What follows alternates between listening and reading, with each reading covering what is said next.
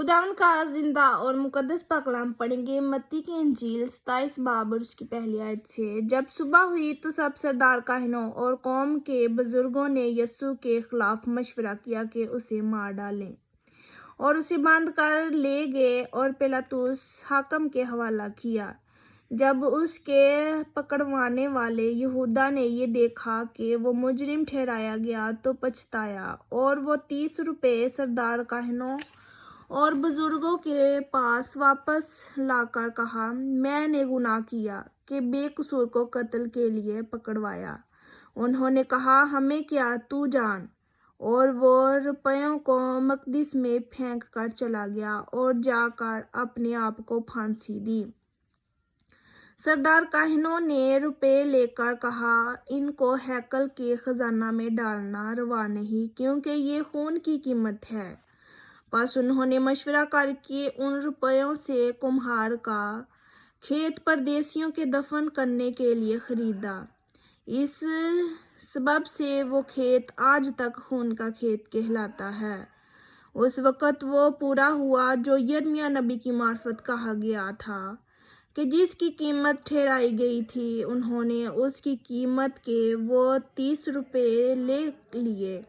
उसकी कीमत बाज बनी इसराइल ने ठहराई थी और उनको कम्हार के खेत के लिए दिया, जैसा खुदावंद ने मुझे हुक्म दिया।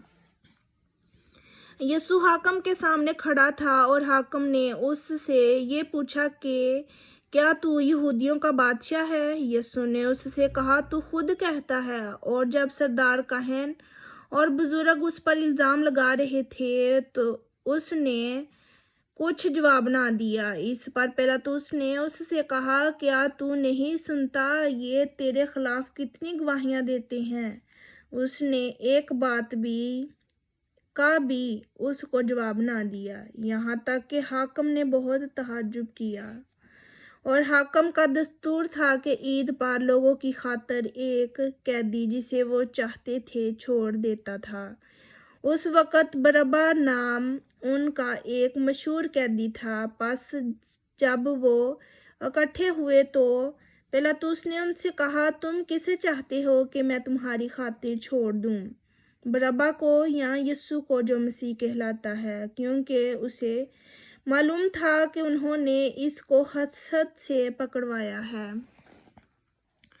और जब वो तख्ते अदालत पर बैठा था तो उसकी बीवी ने उसे कहला भेजा कि तू इस रास्तबाज से कुछ काम ना रख, क्योंकि मैंने आज ख्वाब में इसके सबब से बहुत दुख उठाया है।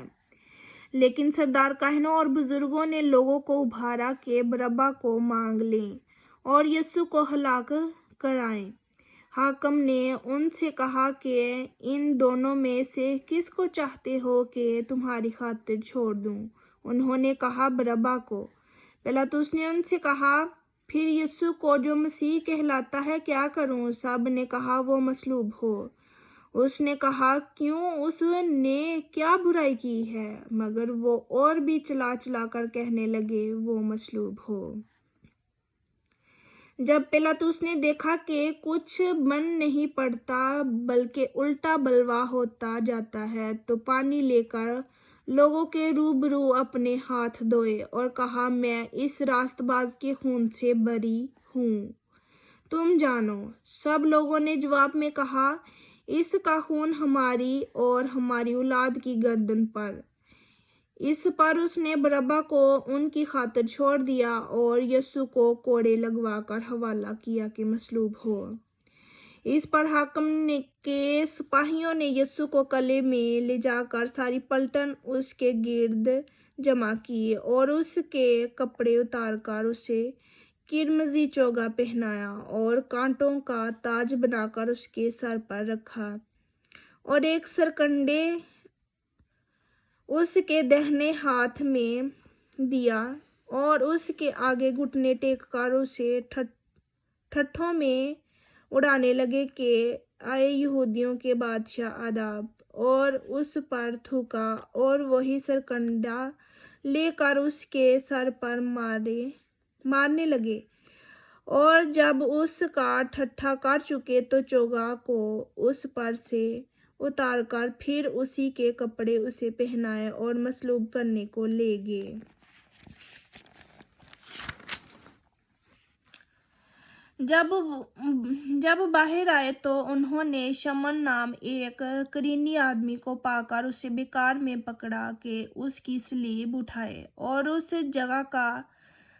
जगह जो गुलगत्ता यानी खोपड़ी की जगह कहलाती है पहुंचकर पत मिली हुई मैं उसे पीने को दी, मगर उसने चख कर पीना ना चाहा। और उन्होंने उसे मसलूब किया और उसके कपड़े कुरा डालकर बांट लिए और वहां बैठकर उसकी निगरानी करने लगे और उसका इल्जाम लिखकर उसके सर से ऊपर लगा दिया कि ये यहूदियों का बादशाह यीशु है। उस वक़्त उसके साथ 2 डाकू मसलूब हुए, एक दाहिने और एक बाएं, और राह चलने वाले सर हिला हिलाकर उसको लान तान करते और कहते थे, ऐ मकदिस को ढाने वाले और 3 दिन में बनाने वाले, अपने ताई बचा।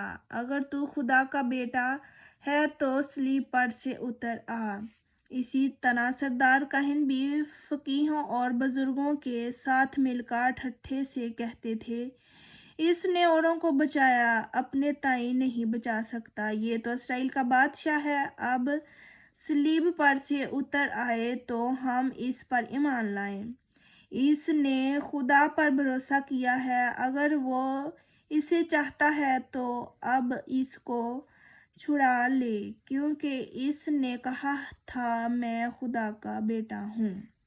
इसी तरह डाकू भी जो उसके साथ मसलूब हुए थे उस पर लान तान करते थे। और 2 पहर से लेकर तीसरे पहर तक तमाम मुल्क में अंधेरा छाया रहा। और तीसरे पहर के करीब यीशु ने बड़ी आवाज से चलाकर कहा, एली एली लमा शबक्तनी, यानी आए मेरे खुदा तूने मुझे क्यों छोड़ दिया। जो वहां खड़े थे उनमें से बाज ने सुनकर कहा, ये एलिया को पुकारता है। और फौरन उनमें से एक शख्स दौड़ा और स्पंज लेकर सिरका में डुबोया और सरकंडे पर रखकर उसे चुसाया।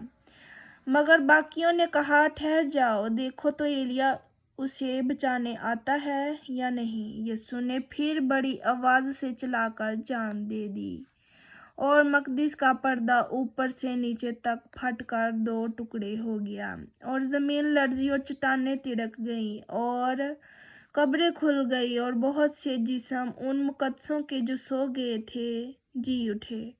और उसके जी उठने के बाद कब्रों से निकलकर मुकद्दस शहर में गए और बहुतों को दिखाई दिए। पस सूबेदार और जो उसके साथ यीशु की निगहबानी करते थे भूचाल और तमाम माजरा देखकर बहुत ही डर कर कहने लगे कि बेशक ये खुदा का बेटा था।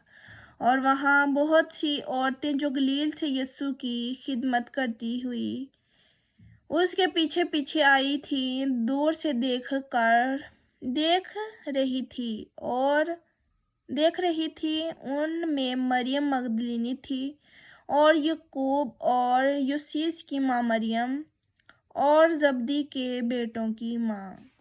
जब शाम हुई तो यूसुफ नाम अरमतिया का एक दौलतमंद आदमी आया जो खुद भी यीशु का शागिर्द था। उसने पिलातुस के पास जाकर यीशु की लाश मांगी और पिलातुस ने दे देने का हुक्म दिया। और यूसुफ ने लाश को लेकर साफ महीन चादर में लपेटा और अपनी नई कब्र में जो उसने चट्टान में खुदवाई थी रखा। फिर वो एक बड़ा पत्थर कब्र के मुंह पर लुढ़का कर चला गया।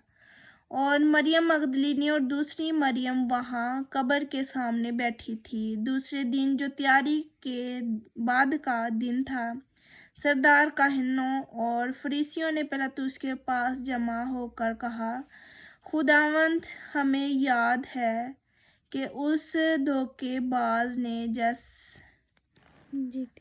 जीते जी कहा था, मैं 3 दिन के बाद जी उठूंगा।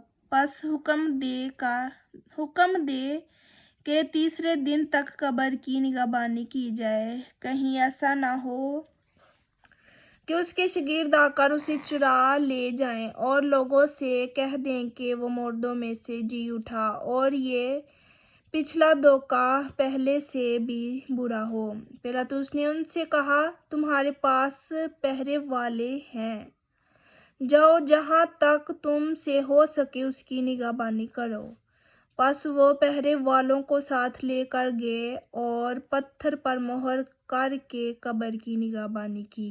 آمین۔ خداوند کا زندہ اور مقدس پاک کلام پڑھا اور سنا جانا ہم سب کے لیے باعث برکت ہو۔ خداوند کا شکر ہو۔ آمین۔